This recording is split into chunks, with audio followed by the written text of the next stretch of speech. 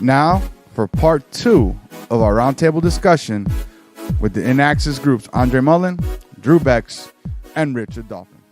I would dare place this here, is that I think Christian hip hop has actually evolved. Oh.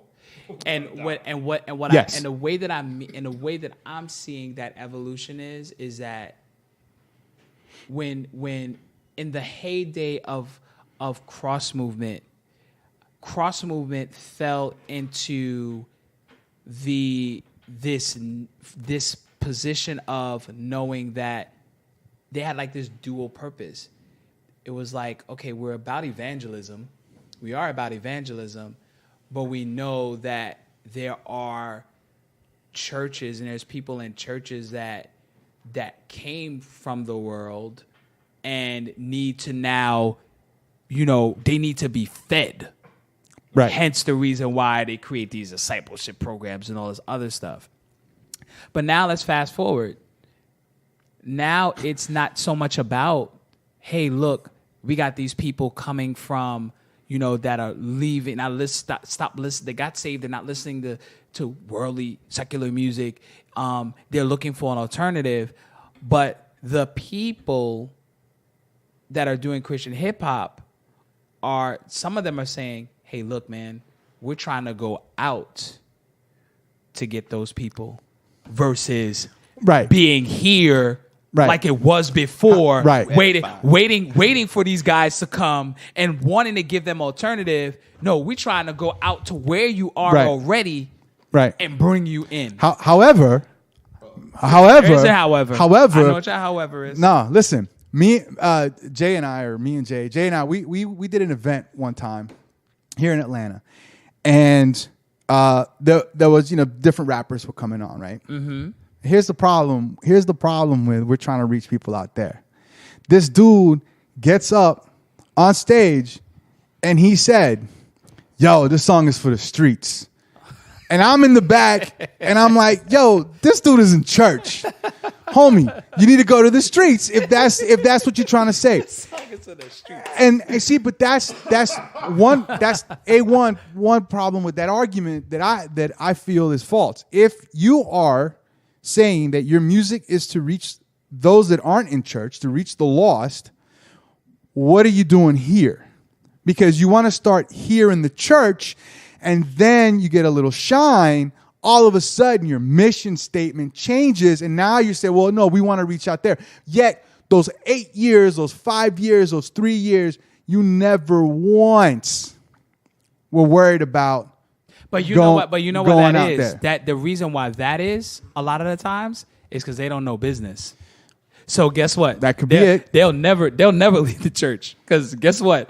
It'll be those same guys It'll be those same guys that'll send you a song, and you're like, what is this? Right. Like, I can't even send this to my man to even put on his internet show. Like, I can't. You know what I'm saying? So they have those guys. So they have no clue as to.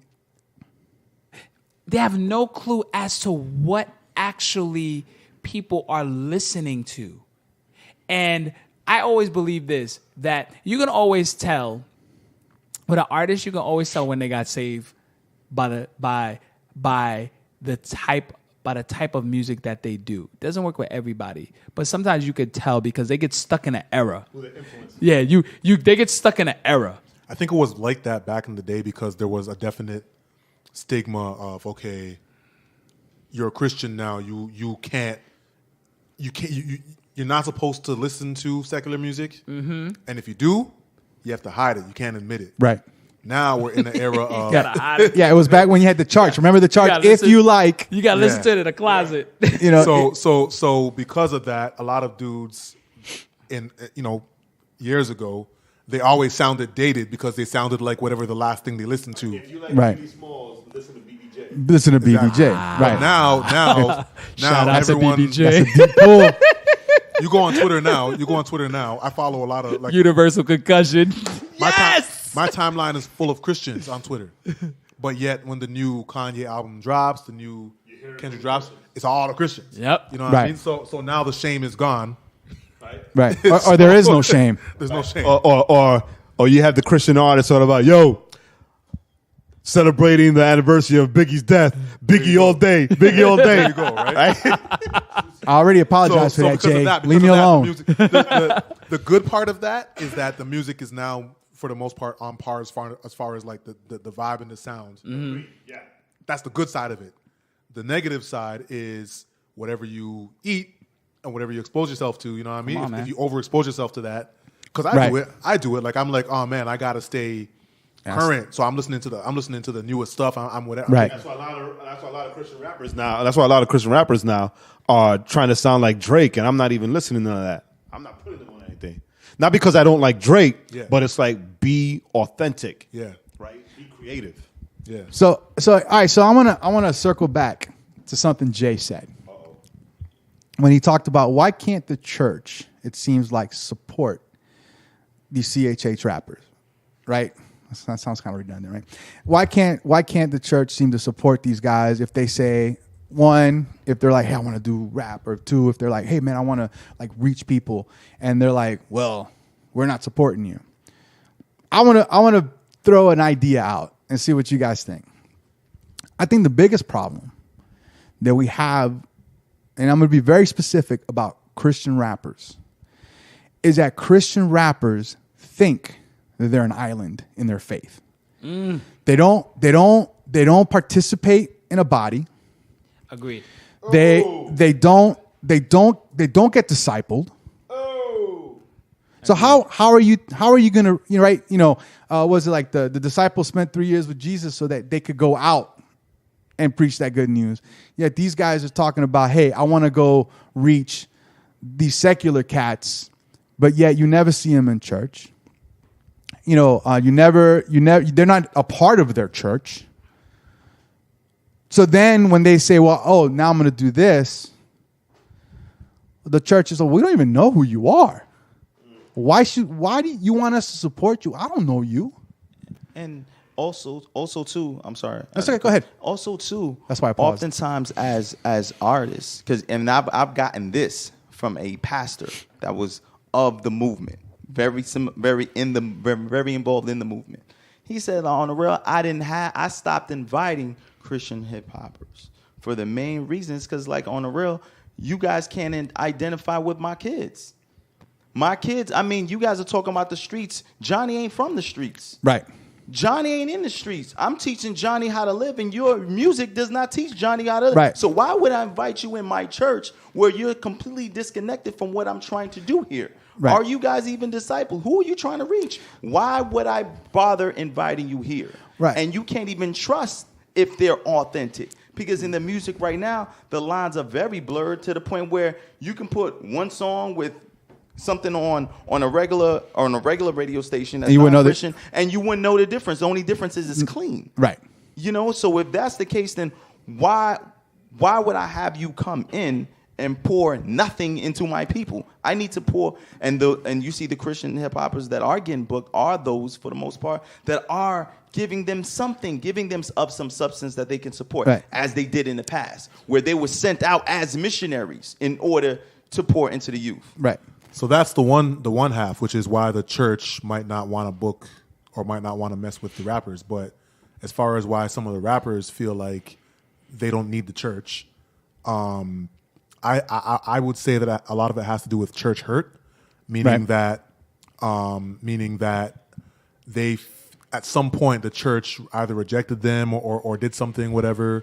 Or even if you look at the whole black church versus the white evangelical church, a lot of dudes who came up in the black church, quote black church, quote unquote, whatever, they felt when they started hearing about the white evangelical teachings and all that stuff, they felt like bamboozled because they weren't getting some of that stuff in the churches they grew up in and whatever, and they felt like, man, I can't trust those guys.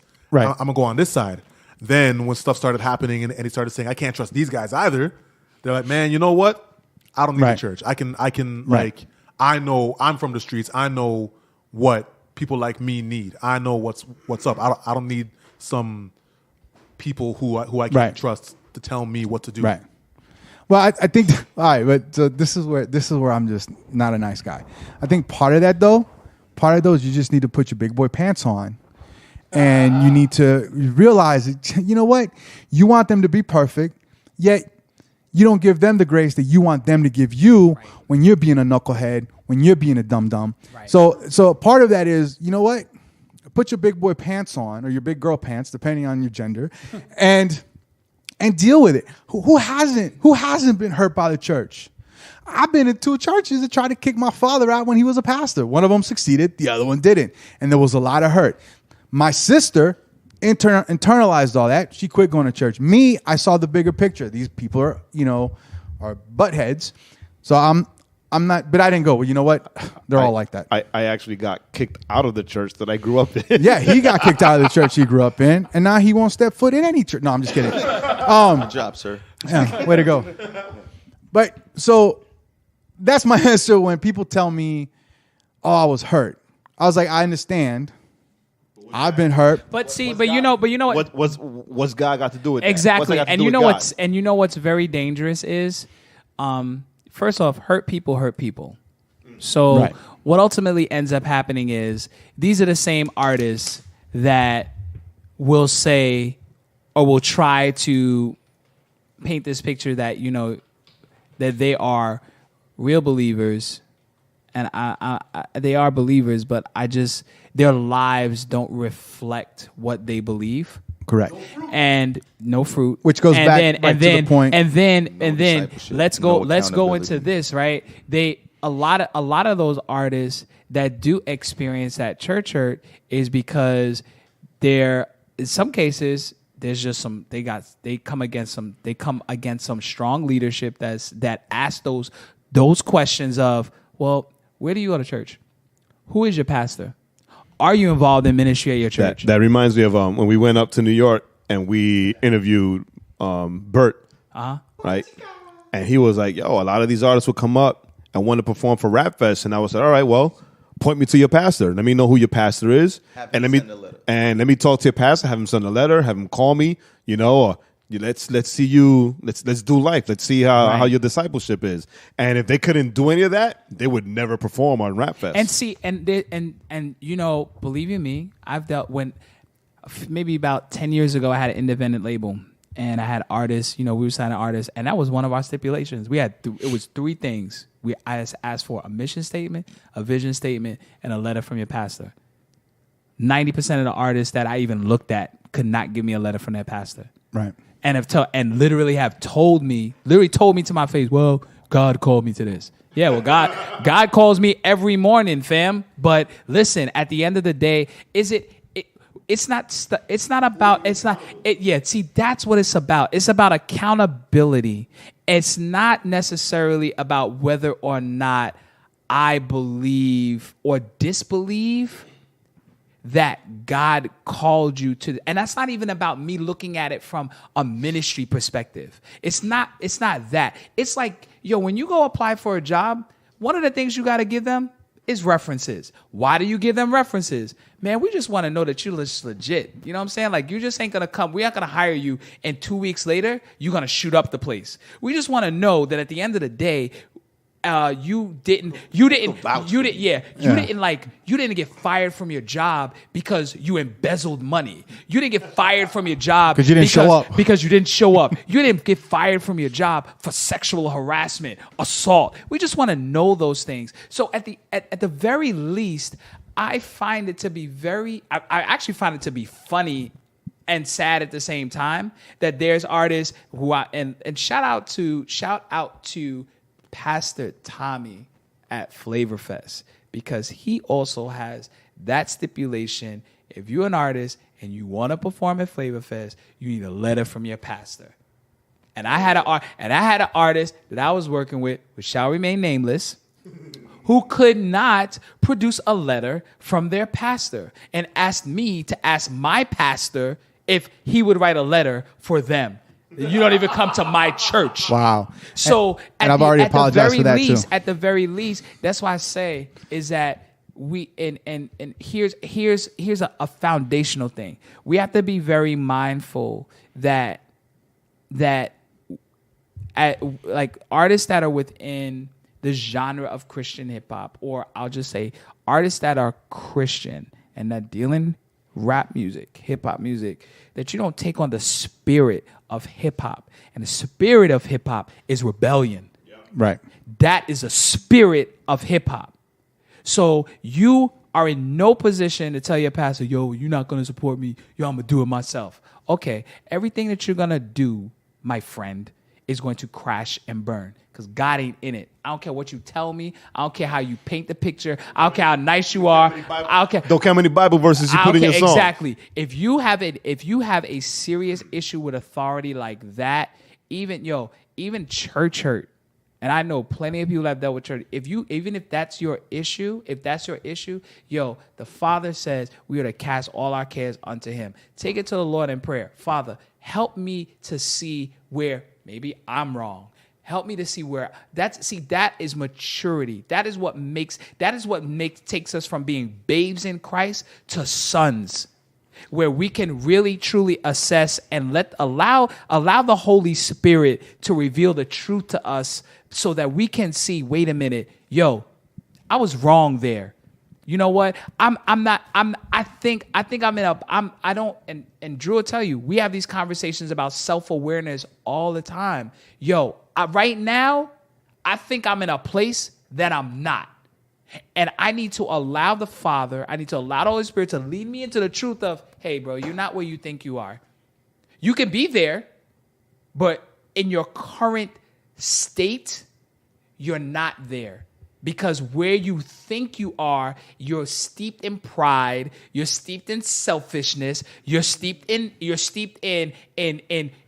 past past hurt. You're steeped in bitterness. Your bitterness, disappointments, envy. I see so and so. I should be there. I know an artist that's been on tours with NF and has told me I should be where NF is. Well, guess what?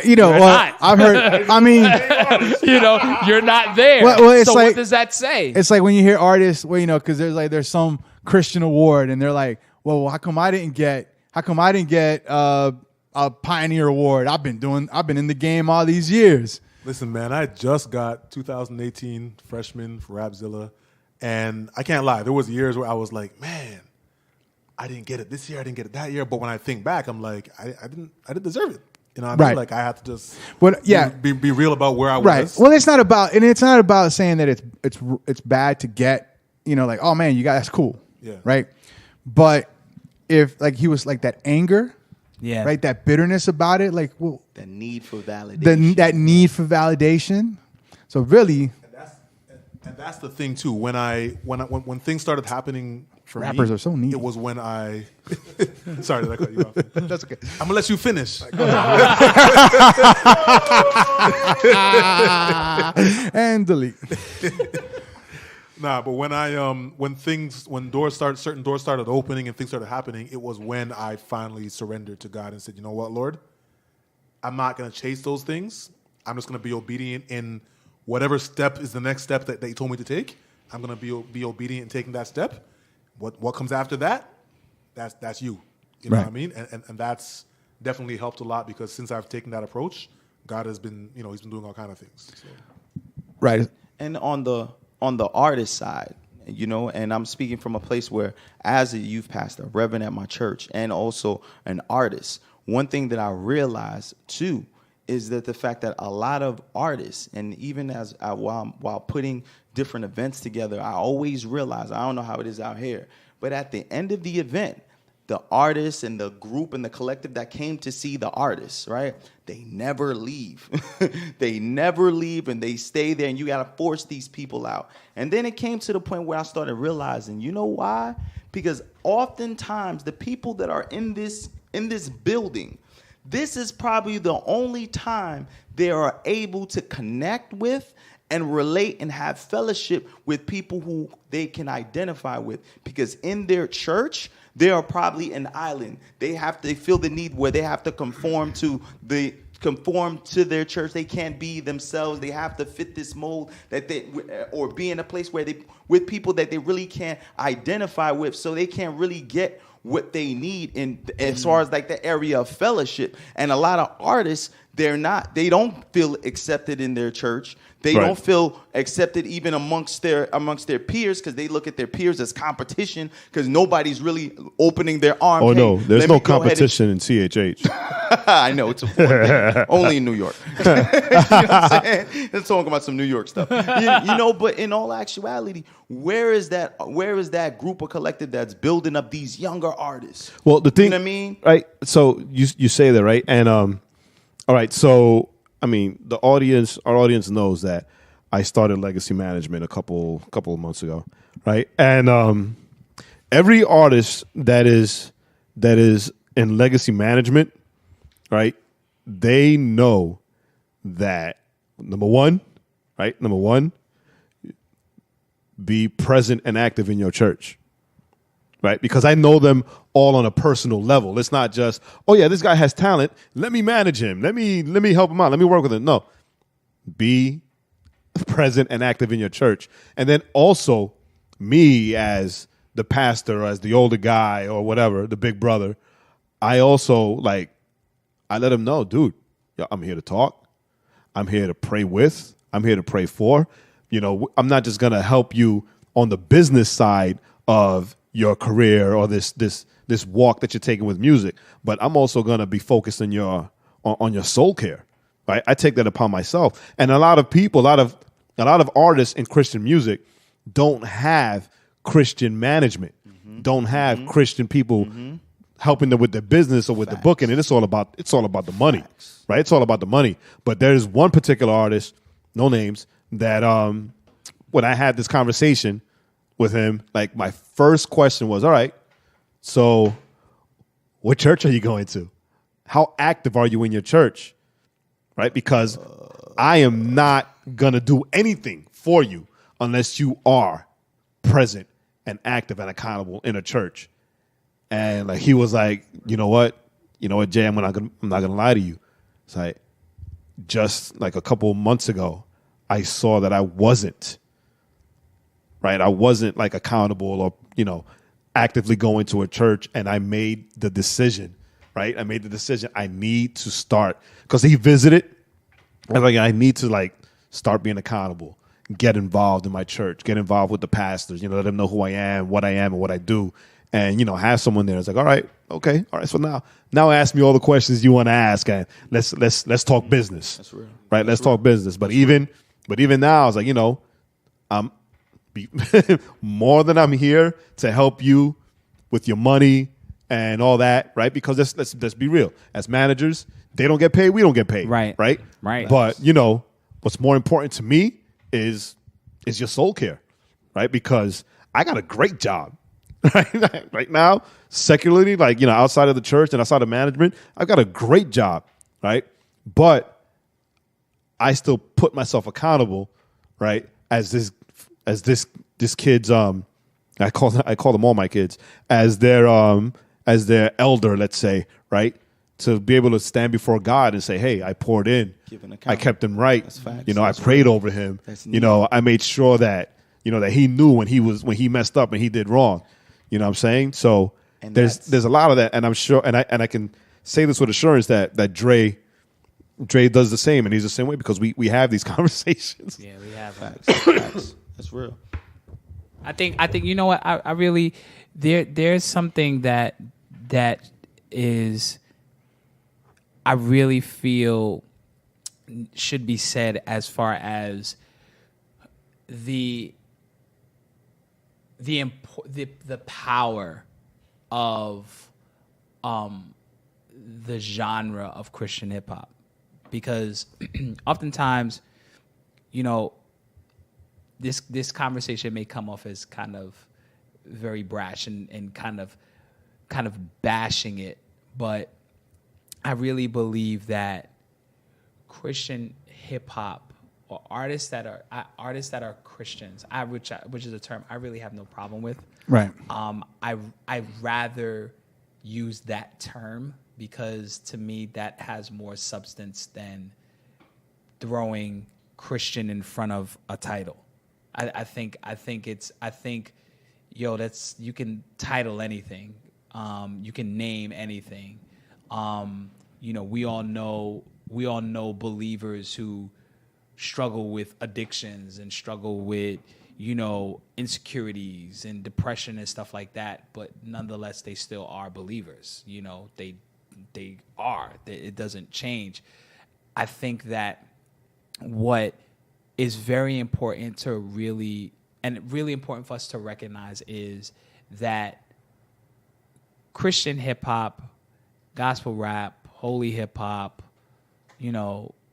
gospel hip hop, whatever you want to call it, it has had a significant impact on the lives of all of us. As even some of us, before we came to know Christ, before we received the revelation of Jesus Christ, and even while, and in our walk. So it's not, for anyone listening to this podcast, it's, please understand that we're not sitting here literally dismantling and bashing Christian hip hop and saying, yo, it's straight trash, Lecrae's trash, right? Everybody at Reach is trash, RMG is becoming trash. No, we're not saying that. What we are saying is that, and I think within the context of Christian hip hop, what really makes Christian hip hop what it is, what has made gospel rap what it is its boldness, its unique stance, its explicitness, its desire to maintain its position. I just think that what has happened is that you have people that are on very different missions in it. Some are called, if I can use that term, some are called to reach out. They're called to impact the music industry at large. Right. And then there's some, or let me break it into even more church terms. You have universal artists and you got local artists. You know what I'm saying? You have artists that the mission is to reach and impact the music industry at large. And then you have artists that pretty much, hey, look, they're designed to minister to the local body, right? To minister to those people that need alert, in their community, and need that touch, and they need that because that community needs. It's like I call it the KJ52 effect. Because I remember one time somebody was like KJ52, and he's just a middle school rapper, and I remember right. Well, middle schoolers need hip hop too. Like they said it in a derogatory way, but if you think about it, why wouldn't you want him? Who he's bringing fun songs, he's bringing Jesus, and he's talking to middle schoolers, and they're loving it.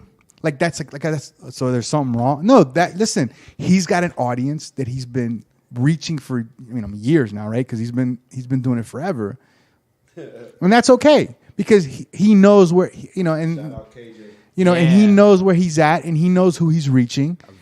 And that's what he's doing.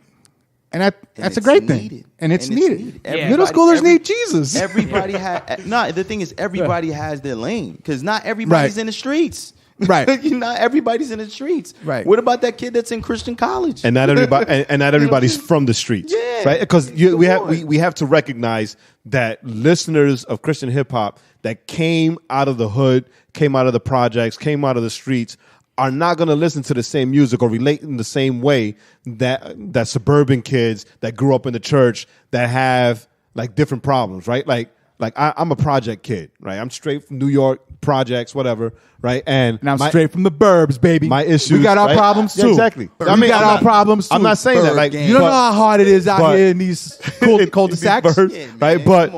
But like me, hit by the paper boy, me coming out of the projects, like I automatically went towards like the Street Disciples, the Corey Red and Precise, right?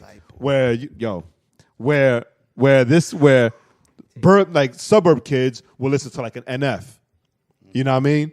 Right? I've always said that if you look at the kind of rap that rappers are rapping, rap. the guys that came from the streets tend to be a little more theological. Yeah. They tend to why? Because they're like, yo, I'm coming from a really dark place, and I want to bring that light. The cats that have the problems with the theological cats are the kids that grew up in the suburbs, and they're like, well, we got to rap about Girl Scout cookie season because like that's real life for us. What about them Mullens? And I want to resonate what Dre said, right? I don't want anyone who listens to this and our y'all don't know about that. Girl Scout cookie Y'all don't know about them Simones, yo. Right? Hashtag Thin Mints, baby. Anyone who listens to us, our regular listeners know it's real out here. That the Overflow Podcast and Joaquin and I, we're all about CHH. We love CHH, right? Grew up with it. We grew up with it, and personally, I am deeply involved with artists and with the music and putting on shows and stuff like that. So it's not with anybody. We're not trashing anybody. Right. We're trying to find it comes from a heart of loving and appreciating for being fans and listeners for so long. This part of the hip hop, genre or this little neighborhood. Right, like I said, right. I was around. I was born before hip hop was born. You know what I mean? Like I remember first hearing hip hop when I was a kid. Right. I remember my first LP that I bought was BDP. You know what I mean? Like that was my first vinyl, like the wax, because that's how old I am, right? And I remember like bringing in like the first mixtape that I found, with Red, Precise, Disciple, and all these people, and getting yelled at by my mom because my mom grew up legalist, right? And it was all non-Christian music, and I'm like, but mom, you got to listen to the lyrics, and my dad, who wasn't a believer, was also against it, but I could relate more to my dad because I could say, hey, Dad, well, you know how when Salsa first came out and everybody hated it, but you loved it? That's what hip-hop is for me. So then he would turn around and say, all right, well, don't play it loud and don't play it around your mother, right? Or don't play when I'm home. But he could relate to the whole rebellion thing. But, and I've seen its growth. Like I've seen how I've been listening to it when it was whack, right? When it's like, come on, let's be honest. We all know CHH was there was some whackness, and I listened to a lot it of whackness, but I still listened to it. That's right? What I had. I'm as much of a fan of Lecrae as I am of KJ52. JC Crew, baby. You know what I'm saying?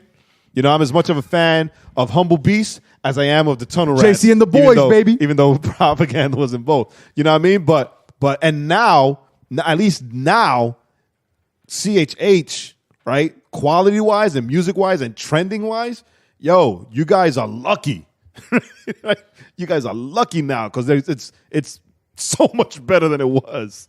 And y'all just made an interesting. Sorry, man. Go ahead. I was about to shout out DC Talk, baby. Why is it DC Talk? No, I'm saying y'all made an interesting observation because I remember when I first got saved, I was just hungry.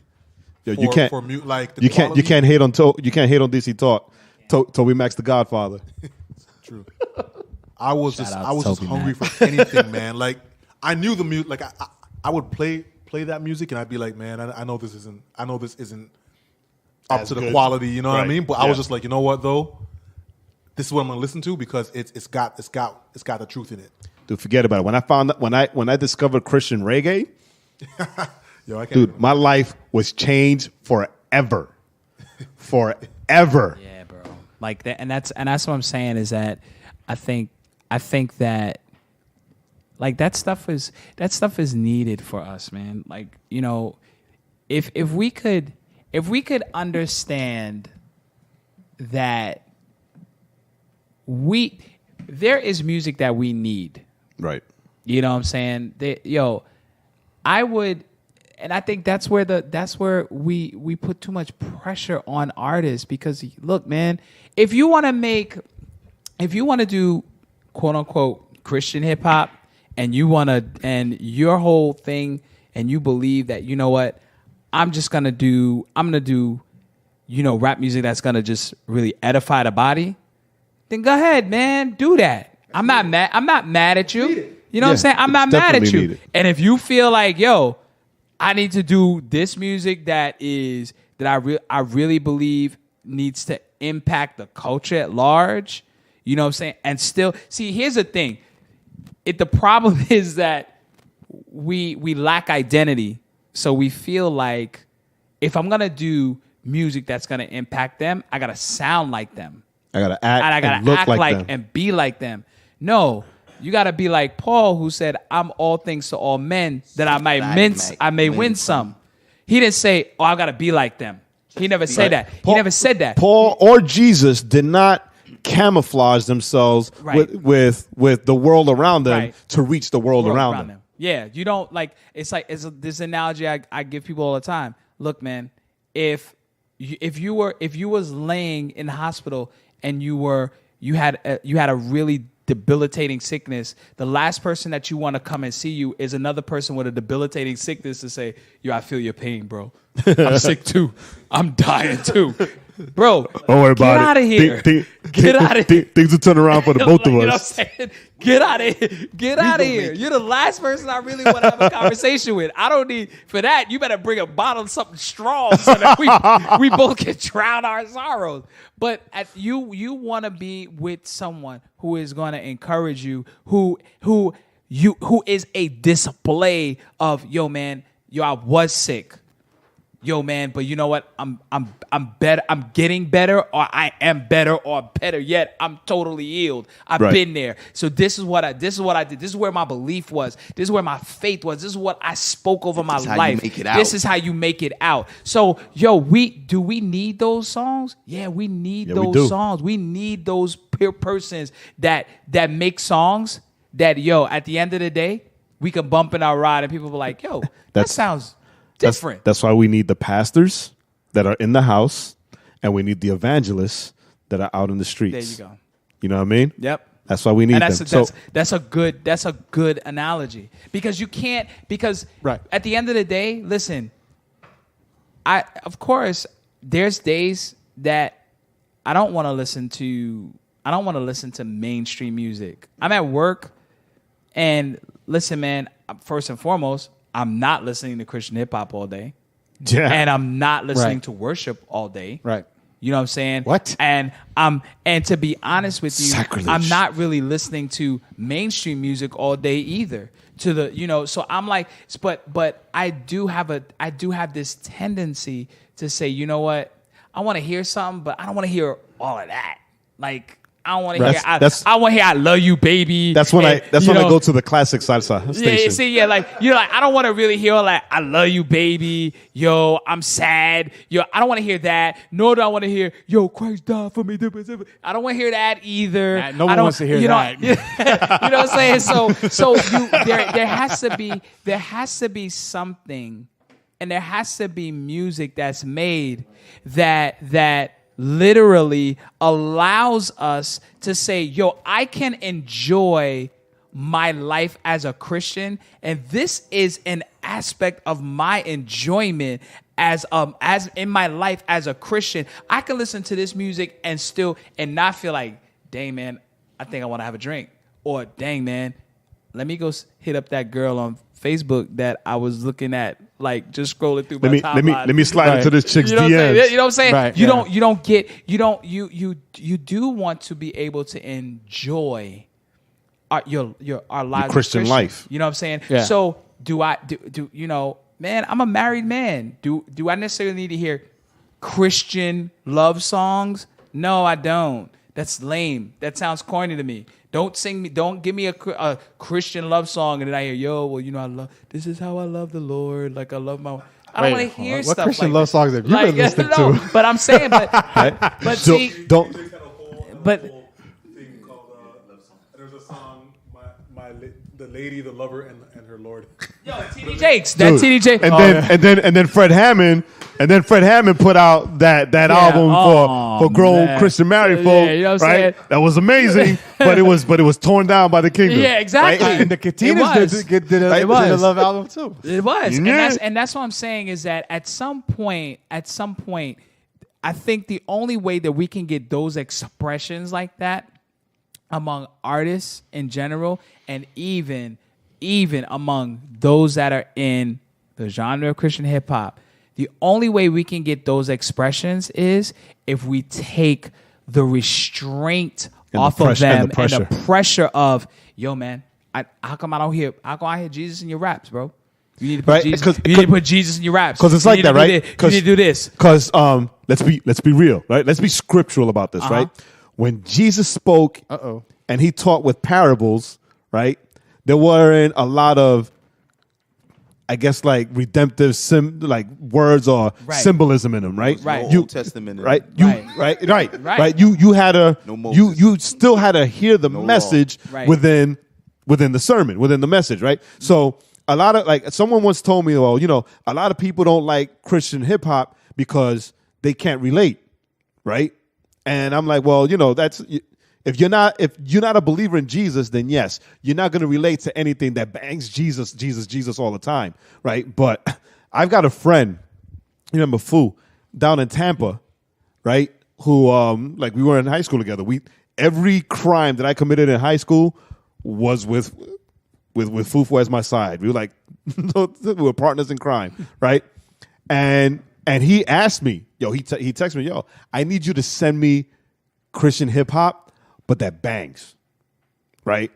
That bangs. I need something hard, like what we used to listen to back in the day, right? So I'm like, what do you think? You think I can't do that? You think I can't find that for you? Yo, check out 7, right? Check out Reconcile, right? You know what I mean?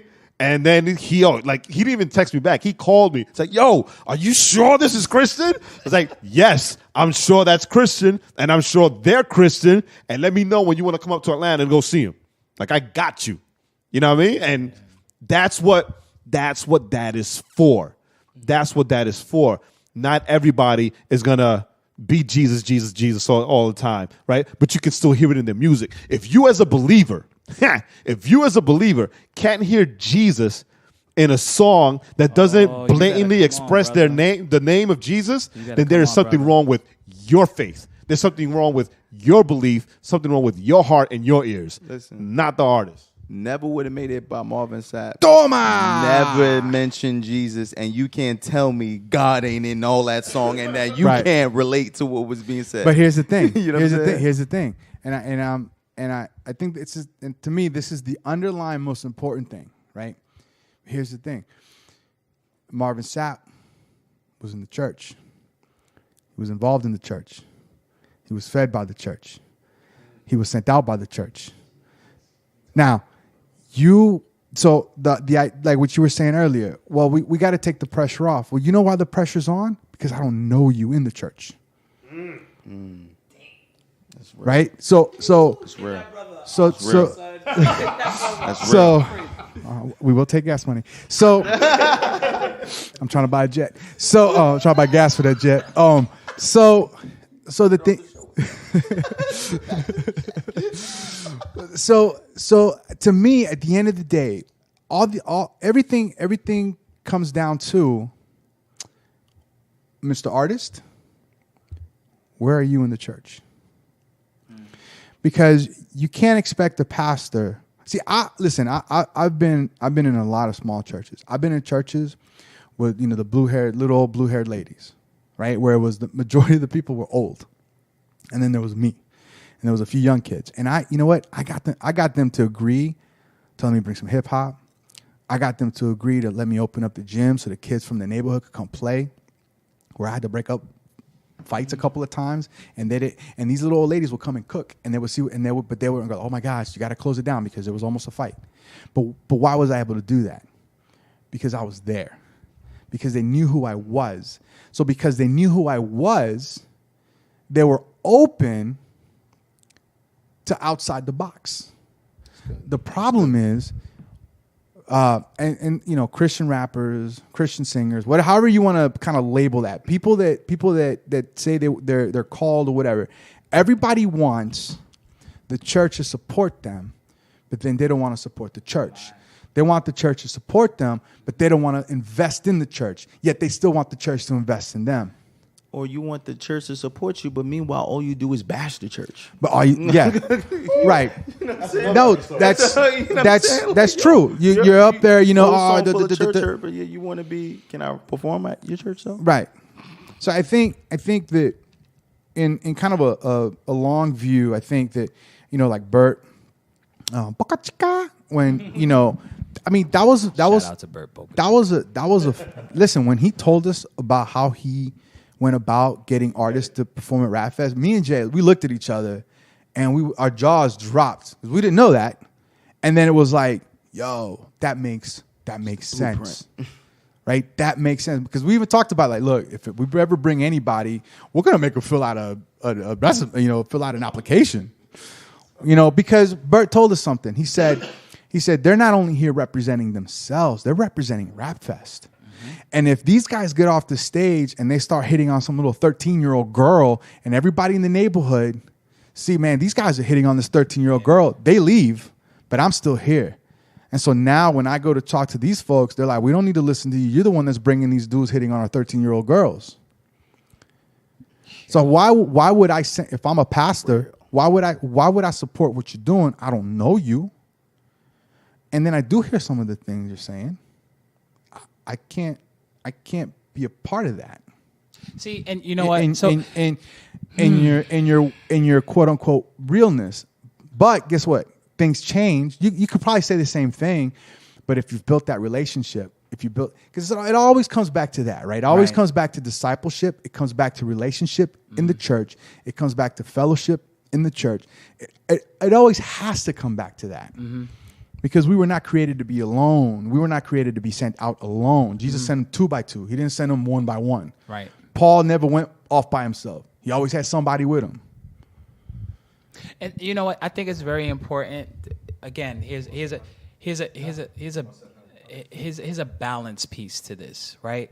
So no one's sitting here saying that. Hey, at the end of the day, if you're not part of a church, if you're not serving in a church, if you're not accountable to a church, then you shouldn't be doing music. You shouldn't be doing. Correct. I'm definitely not saying that. I used to think that. I honestly, that used to be my thought process. Like, yo, bro, if you're not, then you shouldn't be doing Christian hip hop. No, I've grown in my understanding and in maturity to understand and know that it's something like I spoke about earlier today. In Ephesians, it talks about how we were once children of disobedience. But when we accept Christ, we are now children of obedience.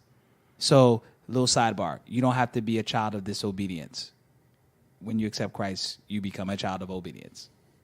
Because Jesus was obedient to what the Father called him to do. So therefore, by virtue of that, you are now a child of obedience. So what happens is that because you are a child of obedience now, everything that you do has to be powered by God. It has to be powered by God.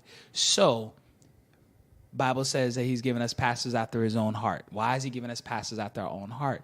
Because that we may be accountable to them. That's Bible. That's the reason why he's giving us pastors after his own heart. Why? Because they're the ones that watch over our souls. They're the ones that steward over our souls. They're the ones that pour into us. So therefore, we are accountable to leadership. We cannot, the word of God says that, guess what? We are part of a many membered body.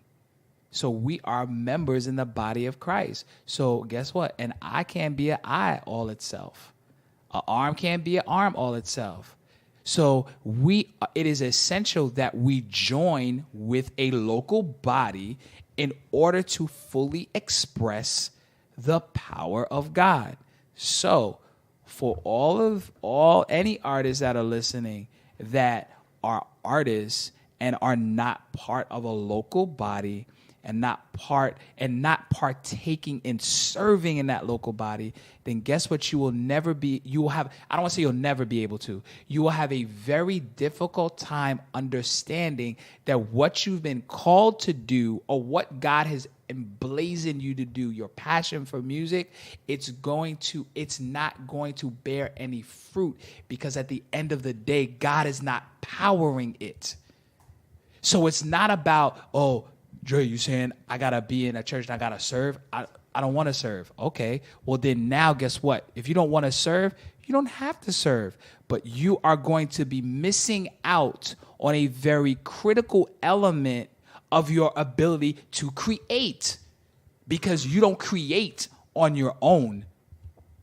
Contrary to popular belief, if you are a believer, like I just said, you are powered by God. So everything that comes to you is from God. The reason, I will definitely attest to this, the reason why things are happening in my business, with the artists that I'm working with the people that I'm growing in relationship with, the reason why that's happening is because I serve in my church. My pastor knows where I am. I am not missing. When I say, hey, look, Pastor, I'm going to Atlanta for A3C, I say that. We have a conversation. What's A3C? Blah, blah, blah, blah, blah. Okay, what are you doing? Blah, blah, blah. Yo, okay, fine. Yo, blessings on you, bro. Go ahead, brother. Yo, I'm praying. That is what makes what we do. That's where the world then begins to see the power of God in what we do, because they're like, man, how did that happen for you? Yo, I tell everybody, the reason why everything is happening for me is because of my obedience to my Father, my obedience to what I believe He's called me to, and my obedience to my local church. That is it. There is no other reason. They know, oh, yo, man, you don't know how long I've been looking up stuff. You don't know how long I've been grinding out here. You don't know who to. No, it got nothing to do with that. Everything that has happened, from everything that I've done up to this very moment, every conversation I've had, every relationship that I continue to make and create has been to the glory of God. There is no other way. So if you're an artist and you think that, yo, man, listen, I don't have no heaven or hell to put anybody in. I can't judge no man, but I can tell you right now, if you really want to benefit, then the only way you're going to benefit is if you serve. Amen. So to steal a phrase from Joaquin, with that being said, in closing, to follow the thread that that Dre just dropped on us, Drew. Go to church. What both mics. What piece of advice, I guess, you can drop off to an artist, right, or someone who wants to be an artist, or anyone who's listening, or everyone who's listening? One thing I would say, especially if we're talking about hip hop, is be authentic. Going back to the beginning of this conversation, we talked about authenticity and how people are looking for authenticity. People in the church are looking for authenticity. People outside of the church are looking for authenticity. That's why when you come at these people outside the church, and you come saying, hey, you try to come with a vibe of, I'm trying to sound and look like you and act like you, it doesn't really go off well, because they're like, we know that you're not being true to yourself. We can sense that you're compromising. Right. We'd rather you give it to us straight. So be authentic. And of course, as we talked about, get active in your local church. If you don't have a local church, find a local church. Be active in that church. Find where you can have a servant's heart. Don't just go there saying, you know what, I do music, so I better be on the music team. If you got to clean toilets, if that's where they need you, clean toilets. Have a servant's heart, and that same servant's heart is what you have towards. That's the same heart that you have when you're doing the music. You're serving people out there, so you need to basically just have a servant's heart in general. That's what I'll say. Amen. One thing that I would say to artists is the importance of studying your craft. Don't just listen to music, study it. Study. If you have your favorite artist, favorite producer, don't just listen to them. Study why you like them. Why don't you like certain things? And then with everything that you study, find out what you're good at and what you're not good at, and then fine tune your particular sound so that you can be you. You know, so I think that's important. A basketball player, if you're serious about basketball, you're gonna play, you're gonna practice, you're gonna study the game tapes. Study went right, study went wrong. So I just think that we all need to be an apprentice in our practice, especially when it comes down to music. And I can't stress the importance of being discipled, being mentored. You know, though even if you can say you don't have somebody that's actually overtly discipling you. I didn't have somebody that said, hey, Rich, I want to disciple you. But I was surrounded by artists that just being around them and doing life with them, I learned so much.